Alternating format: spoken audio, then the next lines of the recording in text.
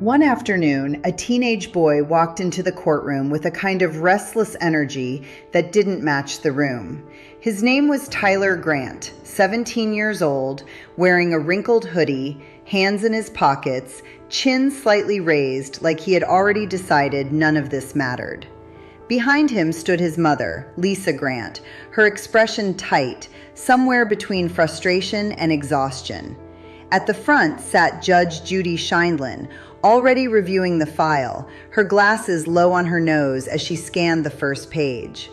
Across the room stood Evan Cole, a small business owner in his early 30s, holding a folder against his chest like it contained something important enough to protect. The clerk announced the case: property damage, $3,800. Judge Judy looked up. "All right," she said calmly. "Let's begin." Tyler shifted his weight, glancing around the room like he was bored before anything had even started.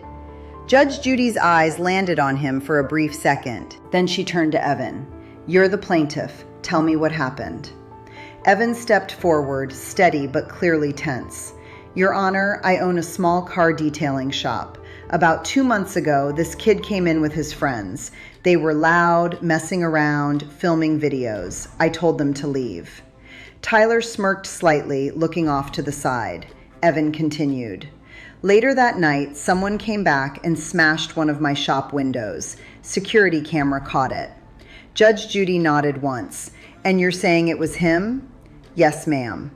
Tyler let out a quiet laugh, not loud, just enough. Judge Judy's head turned instantly. "Is something funny?" Tyler shrugged, still half smiling. "No," the tone said otherwise. Judge Judy didn't respond immediately. She just looked at him for a second longer than expected, then turned back to Evan. "You have the footage?" "Yes." He handed over a flash drive. Judge Judy gestured for it to be reviewed. As the screen turned on, Tyler leaned back slightly, crossing his arms, completely relaxed. Evan stood still, watching. The video played. Grainy night footage. A figure in a hoodie approaching the shop window. A quick movement, glass shattering. The person ran. Judge Judy leaned forward slightly. "Pause it."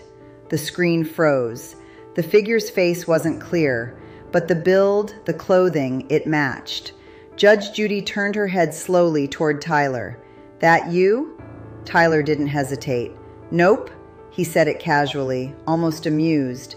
Judge Judy looked back at the screen, then back at him. "Looks a lot like you." Tyler shrugged again. "Lot of people wear hoodies." There was a quiet chuckle under his breath. Judge Judy didn't acknowledge it directly. Instead, she turned to his mother. "Ma'am, are you aware of this incident?" Lisa nodded, her voice tight. "Yes, he told me he wasn't involved." Tyler smirked slightly again, like that settled it. Judge Judy looked back at him. "You think this is a joke?" Tyler didn't answer. He just looked forward, the hint of a smile still there. Judge Judy tapped the desk lightly with her pen. "Because I don't." Silence. Evan shifted slightly, gripping his folder tighter. Judge Judy turned back to him. "Do you have anything else?" "Yes," he said. "They were filming that day, posting on social media. I saw the videos later." Tyler's expression didn't change. Judge Judy raised an eyebrow slightly. "Videos of what?" "Just messing around in the shop, but same clothes." Judge Judy nodded. "Do you have those?" "Yes." He handed over printed screenshots. Judge Judy looked at them briefly. Tyler and his friends inside the shop earlier that day. Same hoodie, same shoes, same careless attitude. She glanced at Tyler again. He didn't look worried. If anything, he looked entertained. Judge Judy placed the papers down. "All right," she said. "Let's talk about something very simple." Tyler shifted slightly, still relaxed. "You were at the shop earlier that day." "Yeah." "With your friends?" "Yeah." "And you were told to leave?" Tyler nodded. "Yeah." Judge Judy leaned forward slightly. "And a few hours later, someone wearing the exact same clothes you had on shows up and smashes the window." Tyler tilted his head, smirking. "Coincidence." A quiet laugh slipped out again. This time, it lasted a second longer. Judge Judy didn't react outwardly, but her eyes stayed on him. "You've got a lot to say for someone who's not taking this seriously," she said. Tyler shrugged. "I didn't do it." Judge Judy leaned back. "Then this should be very easy for you." Tyler raised his eyebrows slightly, like he was curious where this was going. Judge Judy picked up the file again, flipping one page slowly. "You say you weren't there." "Correct." She nodded. "And you say this isn't you in the video." "Correct." Another nod. She placed the file down carefully. "All right." There was a small pause. Then she asked calmly, "Where were you at that exact time?" Tyler didn't hesitate. "At home." "Doing what?" "Just chilling." "Anyone with you?" Tyler glanced briefly at his mother, then back at the judge. "My mom." Judge Judy turned her head slowly toward Lisa. Lisa hesitated, just slightly. Then she spoke. I was at work that night." The room went quiet. Tyler's smile didn't disappear immediately, but it stopped growing. Judge Judy looked back at him. No change in her expression. "Try again," she said. Tyler stared at the table for a few seconds, like the surface might give him something better than the truth. When he finally looked up, the smirk was gone. "I didn't mean to break it," he said quietly. The shift in the room was immediate. Evan's grip on the folder loosened completely. Lisa's shoulders dropped, not in relief, but in something heavier, confirmation. Judge Judy didn't react emotionally. She simply watched him. "That's not what I asked you before," she said. Tyler nodded slightly. "I know." Silence followed. A different kind now, not tension, not confusion, just clarity settling into place. Judge Judy leaned back slightly. "So now you're telling me you were there?"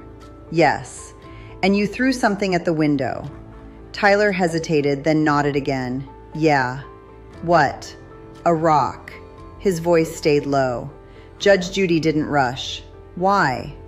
Tyler exhaled slowly. "They kicked us out. Everyone was laughing. I don't know. I thought it would be funny." The word hung there. Funny. But nothing about the room felt like that anymore. Evan shook his head slightly, more tired than angry. Judge Judy watched Tyler carefully. "You thought damaging someone's business was funny?" Tyler didn't argue. "No." Another pause, then quieter. "I didn't think." That answer landed differently. Judge Judy nodded once. "That's the first accurate thing you've said." Tyler looked down again. Judge Judy turned her attention briefly to Lisa. "Ma'am, did you know any of this?" Lisa shook her head, her voice tight. "No, he told me he wasn't involved." Judge Judy nodded slightly, then turned back to Tyler. "So you lied to your mother?" Tyler didn't respond. "You lied to this court." Silence. "You laughed while doing it." Tyler's jaw tightened slightly, but he didn't argue. Judge Judy leaned forward just a little. "Do you understand what that does to your credibility?" Tyler nodded faintly. "Yes." "And do you understand what your actions cost him?" she said, gesturing lightly toward Evan. Tyler glanced over for the first time since admitting it. Evan met his eyes briefly, then looked away. "How much was the damage?" Judge Judy asked. Evan spoke, steady now. $3,800. Judge Judy nodded. She turned back to Tyler.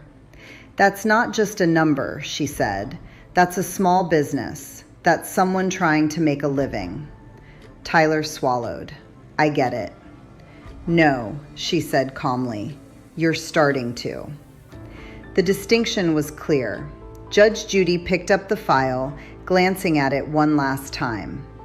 "Let's go through this cleanly," she said.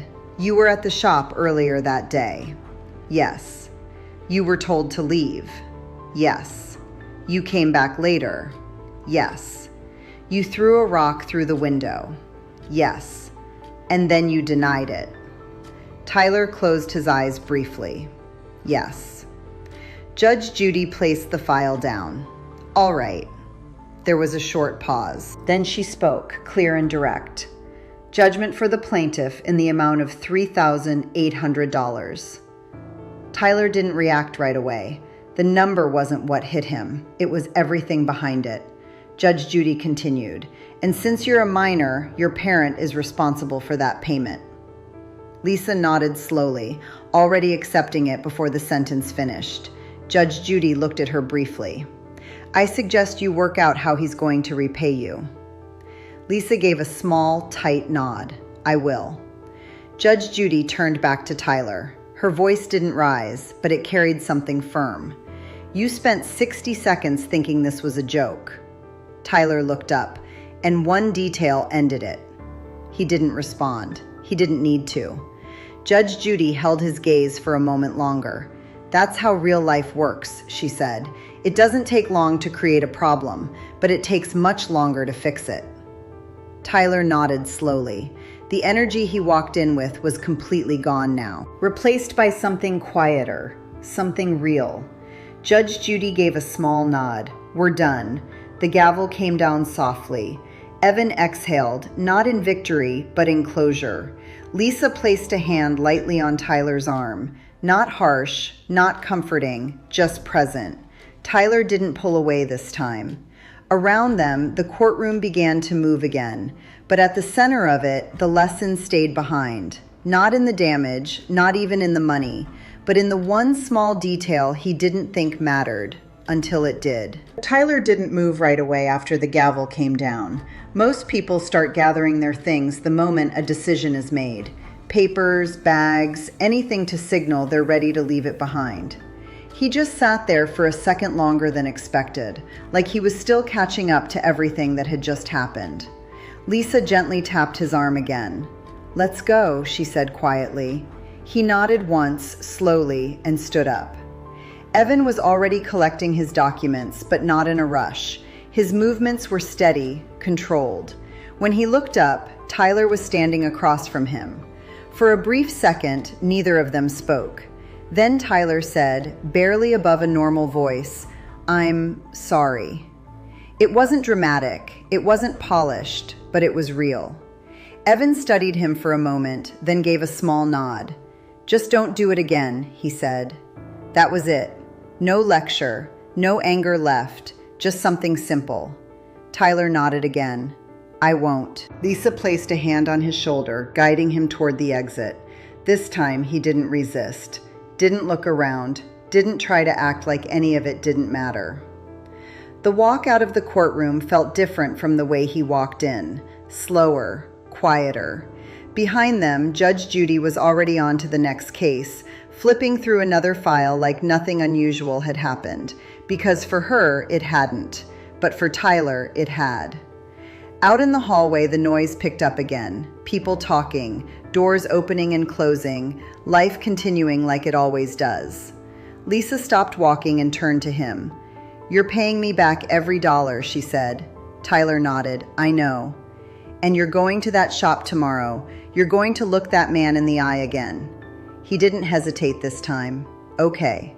There was no argument left in him, no sarcasm, just acceptance. Lisa held his gaze for a moment longer, then nodded once, like she believed him, but was still deciding how much. They started walking again. Back inside the courtroom, the chairs filled, emptied, filled again. Cases moved, decisions were made, but somewhere between a laugh that lasted 60 seconds and a detail that couldn't be ignored, something in Tyler had shifted, not because he lost the case, but because for the first time, he saw exactly how fast a moment of carelessness can turn into something you can't laugh your way out of. The next morning came earlier than Tyler expected, not because the sun was up, because he was. He sat on the edge of his bed for a while, staring at nothing in particular. The quiet felt different now, not empty, just heavier. Downstairs, Lisa was already awake. She didn't say much when he came in, just placed a cup of coffee on the table and looked at him for a second. You remember what you're doing today, she asked. Tyler nodded. Yeah. No attitude, no hesitation, just that one word. They drove in silence. When they pulled up to the shop, Tyler recognized it immediately. The same place that felt like a joke a couple days ago. The same window, now replaced, looked completely ordinary again. But it didn't feel ordinary to him anymore. Lisa turned off the engine. "Go ahead," she said. Tyler opened the door and stepped out. For a moment, he just stood there. Then he walked in. A small bell above the door rang softly. Evan was behind the counter organizing some tools. He looked up when he heard the sound. Their eyes met again. This time, there was no courtroom between them. No judge, no audience, just the two of them. Tyler stepped forward slowly. "I came to say sorry, properly," he said. Evan leaned slightly against the counter, listening. "And I'm going to pay for the damage," Tyler added. "I don't have it all right now, but I'll work it off, however I can." There was a pause. Evan studied him, not looking for words, but for something else. Consistency. He nodded once. "You can start this weekend," he said. Tyler blinked slightly. "Really?" "Yeah," Evan replied. "Cleaning, basic work, nothing complicated." Tyler nodded quickly. "Okay." No smirk, no joke, just agreement. Evan straightened up slightly. "Be on time," he said. "I will." Another small pause. Then Evan added, "And don't make me regret it." Tyler shook his head. "I won't." He turned and walked back toward the door. When he stepped outside, Lisa looked at him from the car. "Well?" Tyler got in and closed the door. "I start this weekend," he said. Lisa nodded once. "Good." They didn't say much more on the drive back, but something had changed. Not loudly, not all at once, just enough. Back in the courtroom, cases would keep coming. People would keep arguing, denying, explaining. Some would learn, some wouldn't. But this one didn't end with the gavel. It ended here, with a quiet decision to show up. Because in the end, it wasn't the laugh that defined him, and it wasn't even the mistake. It was what he chose to do after one small detail made it impossible to pretend anymore.